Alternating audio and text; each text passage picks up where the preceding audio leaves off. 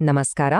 ಇವತ್ತು ನಾವು ಶಾಲಾ ಶಿಕ್ಷಕರು ಮತ್ತು ಸಿಬ್ಬಂದಿ ವರ್ಗದವರ ಹಾಜರಾತಿ ಬಗ್ಗೆ ಬಂದಿರೋ ಒಂದು ದೊಡ್ಡ ಬದಲಾವಣೆ ಬಗ್ಗೆ ಮಾತಾಡೋಣ. ಸರ್ಕಾರ ಕರ್ತವ್ಯ KAMS ಅನ್ನೋ ಒಂದು ಹೊಸ ಸಾಫ್ಟ್ವೇರ್ ಮತ್ತು ಒಂದು ವಿಶೇಷ ಮೊಬೈಲ್ ಆಪ್ ಅನ್ನು ಜಾರಿಗೆ ತಂದಿದೆ. ಹಾಗಾದ್ರೆ ಏನಿದು ಹೊಸ ವ್ಯವಸ್ಥೆ? ಇದರಿಂದ ಶಿಕ್ಷಕರ ದಿನಚರಿಯ ಮೇಲೆ ಯಾವ ರೀತಿ ಪರಿಣಾಮ ಬೀಳುತ್ತೆ? ಬನ್ನಿ ಇದರ ಬಗ್ಗೆ ಪೂರ್ತಿಯಾಗಿ ತಿಳಿದುಕೊಳ್ಳೋಣ. ಹೌದು, ಖಂಡಿತವಾಗಿಯೂ ಬಂದಿದೆ. ಇನ್ಮುಂದೆ ಹಳೆಯ ಹಾಜರಾತಿ ರಿಜಿಸ್ಟರ್ ಬಳಸೋ ಪದ್ಧತಿ ನಿಲ್ಲಲಿದೆ. ಶಾಲಾ ಶಿಕ್ಷಣ ಇಲಾಖೆ ಈಗ ಸಂಪೂರ್ಣವಾಗಿ ಡಿಜಿಟಲ್ ಹಾಜರಾತಿ ವ್ಯವಸ್ಥೆಯನ್ನ ಜಾರಿಗೆ ತರ್ತಿದೆ. ಇದು ಎಲ್ಲಾ ಕಚೇರಿಗಳಿಗೆ ಮತ್ತು ಸಿಬ್ಬಂದಿ ವರ್ಗದವರಿಗೆ ಅನ್ವಯವಾಗುತ್ತೆ. ಹಾಗಾದ್ರೆ ಈ ಬದಲಾವಣೆಯ ಹಿಂದಿರುವ ಸರ್ಕಾರದ ಅಧಿಕೃತ ಆದೇಶ ಏನ್ ಹೇಳುತ್ತೆ ಅಂತ ನೋಡೋಣ ಬನ್ನಿ.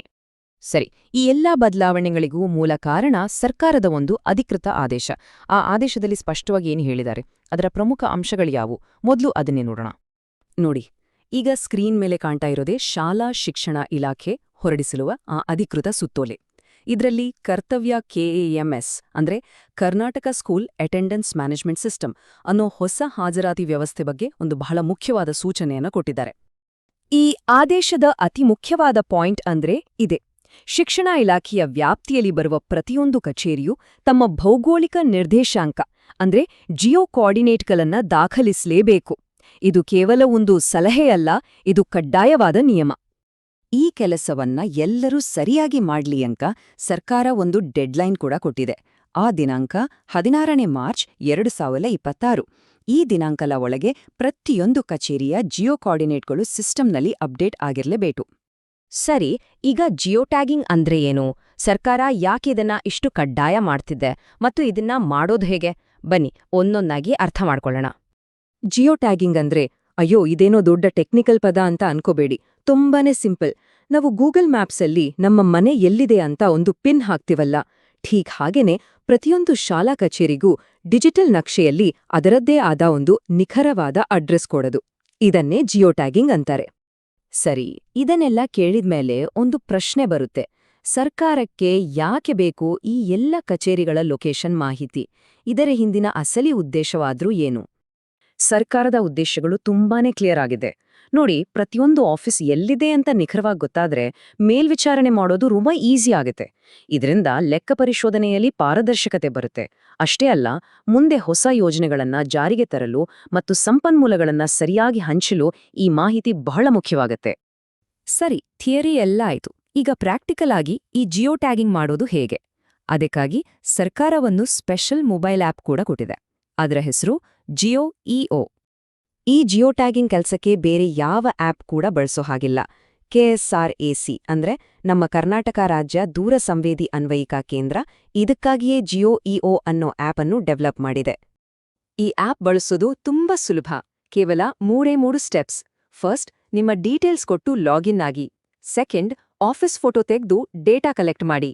ಮೂರನೇದು, ಇಂಟರ್ನೆಟ್ ಸಿಕ್ಕಾಗ ಆ ಡೇಟಾವನ್ನ ಸಿಂಕ್ ಮಾಡಿ. ಅಷ್ಟೇ. ಆಪ್ ಓಪನ್ ಮಾಡಿದ ತಕ್ಷಣ ಕಾಣೋದೇ ಈ ಲಾಗಿನ್ ಪೇಜ್. ಇಲ್ಲಿ ನಿಮ್ಮ ಜಿಲ್ಲೆ, ತಾಲೂಕು ಸೆಲೆಕ್ಟ್ ಮಾಡಿ ಕೊಟ್ಟಿರೋ ಪಾಸ್ವರ್ಡ್ ಹಾಕಿ ಲಾಗಿನ್ ಆಗ್ಬೇಕು. ಲಾಗಿನ್ ಆದ್ಮೇಲೆ ಬರೋದೇ ಈ ಹೋಮ್ ಸ್ಕ್ರೀನ್. ಇಲ್ಲೇ ನೋಡಿ, 4 ಮುಖ್ಯ ಆಪ್ಷನ್ಸ್ ಇವೆ. ಡೇಟಾ ಕಲೆಕ್ಷನ್, ಮಾಹಿತಿ ಸಂಗ್ರಹಿಸೋಕೆ; ಡೇಟಾ ವ್ಯೂ, ನೋಡೋಕೆ; ಡೇಟಾ ಸಿಂಕ್, ಅಪ್ಲೋಡ್ ಮಾಡೋಕೆ; ಮತ್ತು ಕೊನೆಗೆ ಲಾಗೌಟ್ ಆಗೋಕೆ. ಈ ಆಪ್ನ ಒಂದು ಸೂಪರ್ ಫೀಚರ್ ಅಂದ್ರೆ ಇದನ್ನ ಆಫ್ಲೈನ್ನಲ್ಲೂ ಬಳಸ್ಬೋದು. ಹಳ್ಳಿ ಕರೆ ಎಲ್ಲ ನೆಟ್ವರ್ಕ್ ಪ್ರಾಬ್ಲಮ್ ಇರುತ್ತಲ್ವಾ, ಸೊ ಇಂಟರ್ನೆಟ್ ಇಲ್ಲ ಅಂದ್ರೂ ಪರವಾಗಿಲ್ಲ, ಡೇಟಾ ಕಲೆಕ್ಷನ್ ಮೇಲೆ ಕ್ಲಿಕ್ ಮಾಡಿ ಫೋಟೋ, ಮಾಹಿತಿ ಎಲ್ಲ ಸೇವ್ ಮಾಡ್ಕೋಬಹುದು. ಆಮೇಲೆ ನೆಟ್ವರ್ಕ್ ಸಿಕ್ಕಾಗ ಡೇಟಾ ಸಿಂಕ್ ಬಟನ್ ಒತ್ತಿದ್ರೆ ಸಾಕು, ಆಟೋಮ್ಯಾಟಿಕ್ ಆಗಿ ಅಪ್ಲೋಡ್ ಆಗುತ್ತೆ. ಸರಿ, ಡೇಟಾ ಕಲೆಕ್ಟ್ ಮಾಡಕ್ಕೆ ಡೇಟಾ ಕಲೆಕ್ಷನ್ ಬಟನ್ ಒತ್ತಿ. ಆಗ ನಿಮ್ಮ ಸ್ಕ್ರೀನ್ ಮೇಲೆ ಒಂದು ಲಿಸ್ಟ್ ಬರುತ್ತೆ. ಅದರಲ್ಲಿ ನಿಮ್ಮ ಕಚೇರಿ ಹೆಸರನ್ನ ಹುಡುಕಿ ಸೆಲೆಕ್ಟ್ ಮಾಡಿ. ನಿಮ್ಮ ಕಚೇರಿ ಡೀಟೇಲ್ಸ್ ಸ್ಕ್ರೀನ್ ಮೇಲೆ ಕಾಣಿಸುತ್ತೆ. ಕಚೇರಿ ಸೆಲೆಕ್ಟ್ ಮಾಡಿದ ತಕ್ಷಣ ಆಪ್ ನಿಮ್ಮ ಕರೆಕ್ಟ್ ಲೊಕೇಶನ್ ಅನ್ನ ಮ್ಯಾಪ್ ಮೇಲೆ ತೋರಿಸುತ್ತೆ. ಇಲ್ಲಿ ಒಂದು ಮುಖ್ಯವಾದ ವಿಷಯ ನೆನಪಿಡಿ: ಕಚೇರಿಯ 2 ಫೋಟೋಗಳನ್ನ ತೆಗೆಲೇಬೇಕು. ಇದು ಕಂಪಲ್ಸರಿ. ಫೋಟೋ ತೆಗೆದು ಸಬ್ಮಿಟ್ ಅಂತ ಒತ್ತಿದ್ರೆ ಮಾಹಿತಿ ನಿಮ್ಮ ಫೋನ್ನಲ್ಲಿ ಸೇವ್ ಆಗುತ್ತೆ. ಸರಿ, ಇಲ್ಲಿವರೆಗೆ ನೋಡಿದ ಎಲ್ಲಾ ಮಾಹಿತಿಯನ್ನ ಒಮ್ಮೆ ಕ್ವಿಕ್ ಆಗಿ ರಿವೈಸ್ ಮಾಡೋಣ, ಮತ್ತೆ ಮುಂದೇನ್ ಮಾಡ್ಬೇಕು ಅಂತಾನೂ ನೋಡೋಣ. ಹಾಗಾದ್ರೆ ನಾವು ನೆನಪಿಟ್ಕೋಬೇಕಾದ ಮುಖ್ಯ ಪಾಯಿಂಟ್ಸ್ ಏನು? 1, ಕರ್ತವ್ಯ KMS ಅಡಿಯಲ್ಲಿ ಜಿಯೋ ಟ್ಯಾಗಿಂಗ್ ಈಗ ಕಡ್ಡಾಯ.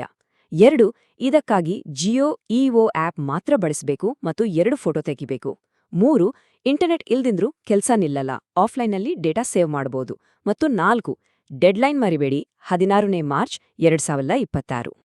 ನೋಡಿ, ಶಿಕ್ಷಣ ಕ್ಷೇತ್ರಕ್ಕೆ ಸಂಬಂಧಪಟ್ಟ ಇಂತಹ ಪ್ರಮುಖ ಸರ್ಕಾರಿ ಆದೇಶಗಳು, ಹೊಸ ಟೆಕ್ನಾಲಜಿ ಅಪ್ಡೇಟ್ಸ್ ಬಗ್ಗೆ ನಿಮ್ಗೆ ಸರಿಯಾದ ಮತ್ತು ಸ್ಪಷ್ಟವಾದ ಮಾಹಿತಿ ಬೇಕು ಅಂದ್ರೆ ತಪ್ಪದೇ ನಮ್ಮ ಚಾನೆಲ್ಗೆ ಸಬ್ಸ್ಕ್ರೈಬ್ ಆಗಿ. ಮುಂದಿನ ಅಪ್ಡೇಟ್ ಜೊತೆ ಮತ್ತೆ ಸಿಗೋಣ.